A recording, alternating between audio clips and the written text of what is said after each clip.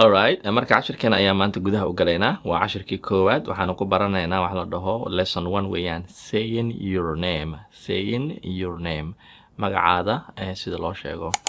Marka insha Allah waa cashirkeena maanta intaas ayuu ku saabsan yahay. Marka waa cashir aad u fudud. Wuxuu kaloo leeyahay listening yarna uu leeyahay cashirka dhamaadkiisa. Marka aad rabtiin magacaada sheegto mar walba waxaa jiro waxyaabo la dhaho salaan. Englishku kale waxay isku salaamaan hello ama hi ayay isku salaamaan. Waxay isku salaamaan hello ama hi. Waa un salaan weeyaan hi ama hello. I am Layla. I am Layla. I am Layla. Aniga waxaan ahay Layla.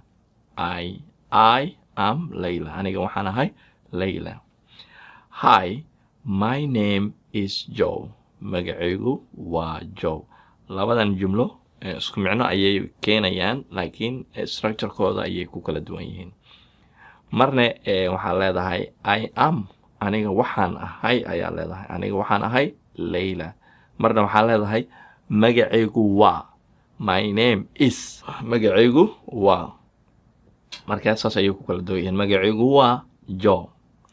Alright, Englishku wuxuu kaloo leeyahay wax la dhaho contracted forms ama in la soo gaabiyo contraction lagu sameeyo jumladii hadalkii dheeraay jumladii dheereed in la soo gaabiyo erayada qaar la isku qabto ayaa contraction la dhahaa. Waxaa la dhahaa contraction. In conventional English, speakers often use contractions. They are shortened versions of the pairs of the words. wax weeyaan markaad spoken language markaad ku hadlayso kale waxaad awood u leedahay inaad soo gaabiso jumlada ama labada eray aad isku qabato kadibna hal eray ka soo saarto. Tusaale ahaan oo kale I am Layla waa saddex eray weeyaan. I-na waa eray, am-na waa eray, Layla-na waa eray. Haddii aan u baahdo inaan soo gaabiyo waxaan dhihi karaa am Layla. Am Layla. Laba eray ayaa ka dhigi karaa. Marka I-dii iyo amti ayaan hal eray ka dhigayaa anigoo isticmaalayo wax la dhaho hakadka kore anigoo isticmaalayo am Layla. Am Layla. waxaa kaloo ayadana la soo gaabi karaa meeshaan oo kale my name is Joe waa afar eray weeyaan. waxaan ka dhigi karaa saddex eray ayaa ka dhigi karaa. waxaa leeyahay my names. farqiga iska fiirsha. My name is Joe. meeshaas aamusnaan ayaa ku jirto. My name is Joe. waa laba eray ayay kala yihiin. Name is kana waxa waaye names. waa kusoo qabanaysaa marka hadalka ayaa kusoo gabagabaynaysaa. My name is Joe. magacaygu waa Joe. marka structure-ka luqadda waxa weeyaan my name waa subject weeyaan. I-na waa subject. insha Allah subject iyo waxaasoo dhan si fiican ayaa u baran doonaa. My name-na waa subject weeyaan. waxaa la dhahay my name-na waa subject, I-na waa subject. waxaa marka raacinaynaa wax la dhaho to be ayaa raacinaynaa ama verb to be. Verb to be waa is iyo am maanta intaa ka isticmaalnay. marka kuwa badan oo verb to be yaal kale ayaa jiro insha Allah waa baran doonaa. kadibna magacii ayaan ku qoraynaa. waa fahanteen aan rajeynaya. marka insha Allah ku celcelisha cashirka waxaan u gudbaynaa qaybta xigta ee listening-ka ayaa u gudbaynaa. Alright, and listening. marka waxaan ka soo bixiyay buugga. marka listening-kan waxaan ka soo bixiyay buugga side by side ayaan ka soo bixiyay. dhageys ayaa la socdo. buugga gala English for everyone asagana mar walba horta kaas ayaan jeclahay inaan marka hore ku laabto.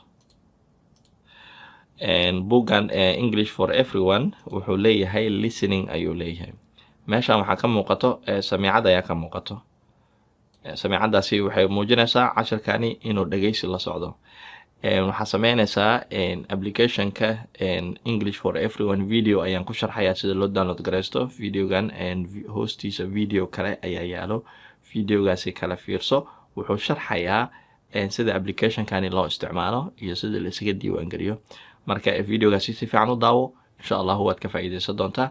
kadibna cashirkani numberka aad ku dhageysan lahayd waa 1.1. marka videoga ayaa si fiican ugu sharxi doonaa. waa fahanteen arjana. marka cashir walba samiicad leh listening ayaa la socdo. isku day inaad dhageysatid. qayb walba oo samiicad aan ku sawirnay kan hadda samiicad kuma sawirno cod ma lahan. marka sidaasi ula socda. marka aan qaybteena kale u gudubno.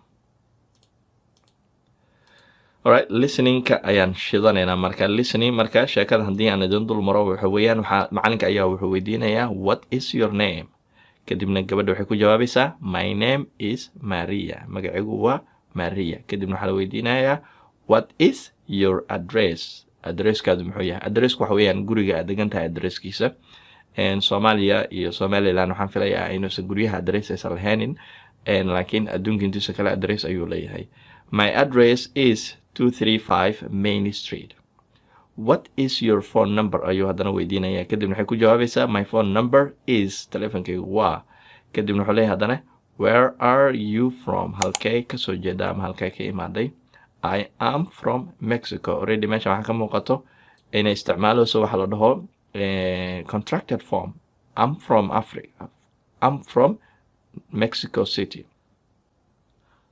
waa fahantay inaan rajeynayaa marka sidaas weeyaan insha Allah casharada qaarna saas oo kale listening ayaan usoo raaci doonaa kuwa qaarna cashir gooni ayaan u sameyn doonaa marka shaqada adiga maanta ka raba inaad ii qabato wax weeyaan marka hore inaad dhammaan cashirkan sida aad u aragtay inaad u qorato sheekadan inaad sideeda u qorato markaad u qorato inaad isdhex geliso what is your name my name is Maria laba qalin hadda ku kala qori kartona waa saas weeyaan kadibna what is your address my address is saas u qorato kadibna what's your phone number my phone number sidaas aad isu raaciso su'aal iyo jawaab aad raaciso hadda ayaga way kala sooceen laakiin adiga is raaciso sheeko conversation dhammaystiran ka dhigto kadibna aad groupka soo geliso midda kale arrinta akaara wax weeyaan inaad codkaaga aad soo duubto waxaan kugu dhiirigelinayaa inaad hesho qof koorsada kula qaato maxaa yeelay cashiro badan ayaa jira oo laba qofood wada sheekaysanayso arrintuna markaas aad bay xiiso u yeelanaysaa inaad qof koorsada kula qaato guriga kula degan ama deriska ama